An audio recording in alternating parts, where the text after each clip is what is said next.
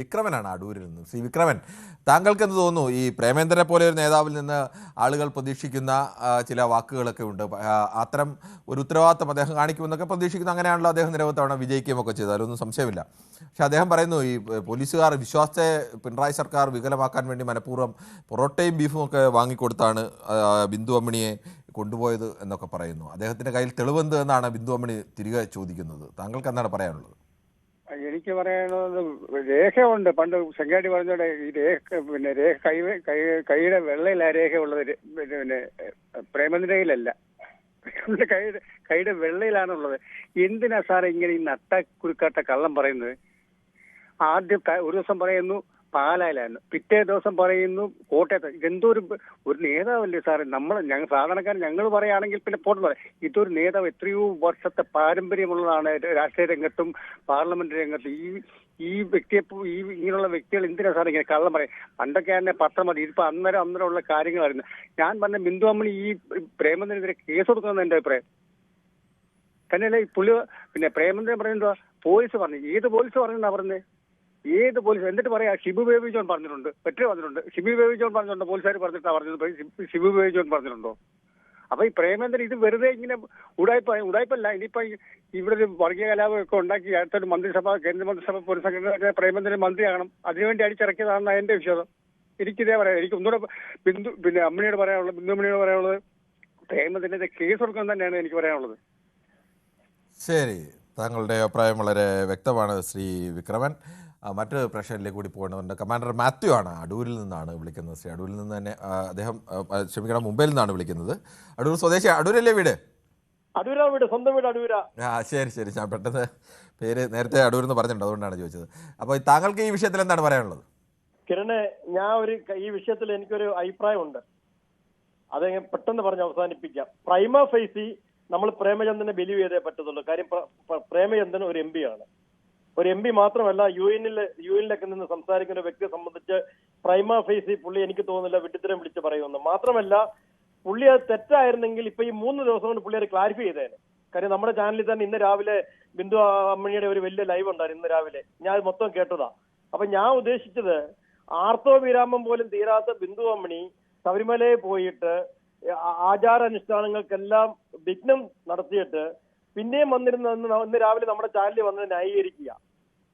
അതെനിക്ക് മനസ്സിലാവാത്തത്. ശ്രീ കമാൻഡർ മാത്യു, അവരുടെ വ്യക്തിപരമായ ജീവിതത്തിലെ എന്തെങ്കിലും തീർന്നില്ലയോ എന്നൊന്നും നമുക്കറിയില്ല.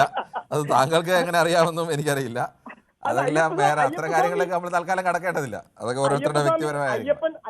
അയ്യപ്പൻ പറയുന്നത് എന്താണ്? അയ്യപ്പൻ പറയുന്നത് അങ്ങനെയുള്ളവർ അങ്ങോട്ട് വരരുതെന്ന് പറഞ്ഞു. അയ്യപ്പൻ അങ്ങനെ ഒന്നും ആര് കയറണ്ട എന്ന് പറഞ്ഞിട്ടില്ല. അതൊക്കെ ഓരോ കാലത്ത് ഓരോരോ ആചാരങ്ങൾ ഉണ്ടായിട്ടുണ്ട്. അത് വിശ്വസിക്കുന്നവരും വിശ്വസിക്കാത്തവരും ഒക്കെ ഉണ്ട്. അതൊക്കെ അതിനകത്ത് അത്തരം ഒരു തർക്കത്തിലേക്ക് നമ്മൾ പോകേണ്ടതില്ല. ഓക്കെ, സമ്മതിച്ചു. വേണ്ട, വിട്ടുകളയാം. സോറി, ആ വിഷയം വിട്ടുകളഞ്ഞു. ഓക്കെ. പക്ഷേ പ്രേമചന്ദ്രനെ പോലുള്ള ഒരാൾ പൈമ പൈസി നമ്മൾ അംഗീകരിച്ചു കൊടുത്തേ പറ്റുള്ളൂ. കാര്യം പുള്ളി ഒരു എം പി, 4-5 മണ്ഡലങ്ങളുടെ ഒരു എം പി ആണ്. അപ്പൊ ഒരു കാരണവശാലും പുള്ളി ഒരു വിഡ്ഢിത്തരം പറയുമെന്ന് എനിക്ക് വിശ്വസിക്കാൻ തോന്നുന്നില്ല. അതൊരു കാര്യം. ഓക്കെ. ശ്രീ സൂപ്പിയാണ് വെള്ളമുണ്ടയിൽ നിന്ന്. ശ്രീ സൂപ്പി, താങ്കൾക്ക് എന്ത് തോന്നുന്നു? ഈ NK പ്രേമചന്ദ്രനെ പോലെ ഒരു നേതാവ് ഇത് പറയുമ്പോൾ അതിൽ എന്തെങ്കിലും വസ്തുതയുടെ പിൻബലം, തെളിവിന്റെ പിൻബലം ഉണ്ടാവുമോ? നമസ്കാരം സാർ. പറഞ്ഞോളൂ. നമസ്കാരമുണ്ട്, പറഞ്ഞോളൂ. എന്റെ അഭിപ്രായത്തില് പ്രേമചന്ദ്രൻ ഈ വാക്ക് പറഞ്ഞത് ഇനിയുള്ള കാലത്തും വിശ്വാസികൾക്ക് വിശ്വാസം നഷ്ടപ്പെടുത്തുന്ന രീതിയിലാണ് അദ്ദേഹം പറഞ്ഞത്. മനസ്സിലായോ? ഹലോ, താങ്കൾ പറഞ്ഞോളൂ. അതുകൊണ്ട് അത്തരം പ്രസ്താവന അദ്ദേഹം ഇറക്കുന്നത് നമ്മൾ കരുതിയിരിക്കണം. കാരണം വിശ്വാസികൾ നഷ്ടപ്പെടും. കാരണം ബീഫും പൊറോട്ട അടിച്ചിട്ട് ആരും തന്നെ ശബരിമലയിൽ പോകുന്നില്ല എന്ന് നമുക്ക് വിശ്വാസം ഉണ്ടോ? അടിച്ചിട്ട് തന്നെ പോകുന്നത്. കാരണം അത് എപ്പോ മുമ്പേ അടിച്ചെന്നോ ഇല്ലയോ എന്നുള്ളതല്ല. അത് അവര് പ്രേമചന്ദ്രൻ പറഞ്ഞിട്ടില്ല. എപ്പോ അടിച്ചെന്നോ ബീഫും പൊറോട്ട.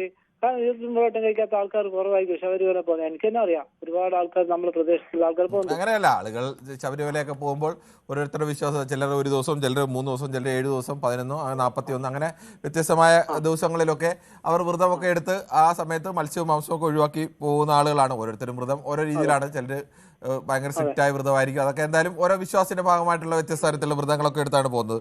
പക്ഷെ അങ്ങനെ ആ സമയത്ത് മാംസം കഴിക്കുന്ന ആളുകൾ എന്തായാലും വളരെ വളരെ കുറവായിരിക്കും. അങ്ങനെ ഉണ്ടോ ഇല്ലയോ എന്ന് നമുക്കറിയില്ല. വളരെ വളരെ സാധാരണ വിശ്വാസികൾ സാധാരണ ഇതിൽ ആ സമയത്ത് അങ്ങനെ മാംസം കഴിച്ച് പോകാറില്ല. നമ്മളെ പ്രദേശത്തൊക്കെ ഒരുപാട് ആൾക്കാർ പോകുന്നുണ്ട്. പക്ഷെ അന്ന് കഴിക്കൂല, അന്ന് കഴിക്കൂല. പക്ഷെ ഈ ബിന്ദു അമ്മണി എപ്പോ കഴിച്ചെന്നാ പറഞ്ഞത്? കാരണം ഈ പത്രക്കാരെല്ലാം നിരന്തരം ഇവരൊക്കെ പുറകിലില്ലേ, പിന്നെ എപ്പോ കഴിച്ചെന്നാ പറഞ്ഞത്? വിശ്വാസം നഷ്ടപ്പെടുത്തുന്ന രീതിയിലല്ലേ ആ പ്രമേന്ദ്രന്റെ. ശ്രീ രാജനാണ് കൊല്ലത്തുനിന്നും. ശ്രീ രാജൻ, താങ്കളോട് ഞാൻ ആവർത്തിച്ച് പറയുകയാണ്, താങ്കളെ പലതവണ പൊതുവേദിയിൽ നിന്ന് വിലക്കേണ്ടി വന്നതാണ്. കഴിഞ്ഞ തവണയൊക്കെ താങ്കൾ വിളിക്കുമ്പോൾ അത് എടുക്കണ്ട എന്ന് ഞാൻ തന്നെയാണ് പറഞ്ഞത്. ആ തരത്തിലേക്കുള്ള സംഭാഷണങ്ങൾ, ബോധപൂർവമായി അത്തരം വർഗീയ വിഷം വളർത്തുന്ന സംഭാഷണങ്ങൾ ഉണ്ടായാൽ ഇനിയും താങ്കളെ പഴയതുപോലെ തന്നെ ഒഴിവാക്കേണ്ടി വരുമെന്നുള്ള അറിയിപ്പോടുകൂടിയാണ് താങ്കൾക്ക് ഈ വിഷയത്തിൽ അഭിപ്രായം പറയാം. ഓക്കെ, അതായത് ഇപ്പം ഞാനിപ്പോ വിചാരിക്കുന്നത്, ഞാൻ പിണറായി വിജയനെ ഓർക്കുകയായിരുന്നു. പിണറായി വിജയൻ എത്ര കറക്റ്റായിട്ടാണ് പറഞ്ഞത്, പരനാറിയെന്ന്. ഇയാൾക്ക് യോജിച്ച പേര് തന്നെയാ പറഞ്ഞത്. തലേ ദിവസം രാത്രി വരെ പിണറായി വിജയനോട് കിടന്നിട്ട് പിറ്റേ ദിവസം രാവിലെ UDF പോയ ആള് കറക്റ്റായിട്ടാണ് പുള്ളി വിളിച്ചത്. അതുപോലെ തന്നെ ഈ ബീഫിന്റെ വിഷയം അന്ന് ഷിബു ബേബി ജോണും ചില ആൾക്കാരും ഉയർത്തിയപ്പോ അതിന് കേസ് കൊടുത്ത് കോടതിയിൽ പോയി അത് തള്ളിയതുമാണ്. പിന്നെ കനകദുർഗയും മമ്മണിയും ഒന്നും വലിയ വിശ്വാസികളല്ല. കാരണം വെച്ചാൽ വിശ്വാസി എന്ന് പറഞ്ഞാൽ ഇപ്പൊ രാഹുൽ മാക്കൂട്ടം അവിടെ പോയി ഭയങ്കര വിശ്വാസിയാ. അതുപോലെ തന്നെ നമ്മുടെ ദിലീപ് പോയി അതിഭയങ്കര വിശ്വാസിയാ. അതുപോലെ കുറെ നല്ല നല്ല ആൾക്കാർ അവിടെ പോയിട്ടുണ്ട്. പിന്നെ നമ്മുടെ പൈസ 9,000 രൂപ അടിച്ചുകൊണ്ട് പോയ വിജയ് മല്യ, ഇവരൊക്കെ ഭയങ്കര വിശ്വാസികളാണ്. വിശ്വാസം ഇല്ലാത്ത ആൾക്കാരാണ് ആ പോറ്റിയും അവരും ഒക്കെ. അവർ വളരെ നല്ല നല്ല വിശ്വാസികളാണ്. അപ്പം ഞാനിതുവരെ ഇവിടെ പോയിട്ടില്ല. ഞാൻ ഇതുവരെ ശബരിമലയിലോ അയ്യപ്പനെയോ കാണാൻ പോയിട്ടില്ല ഇതുവരെ എന്റെ ജീവിതത്തിൽ. എനിക്ക് കാണുകയും വേണ്ട.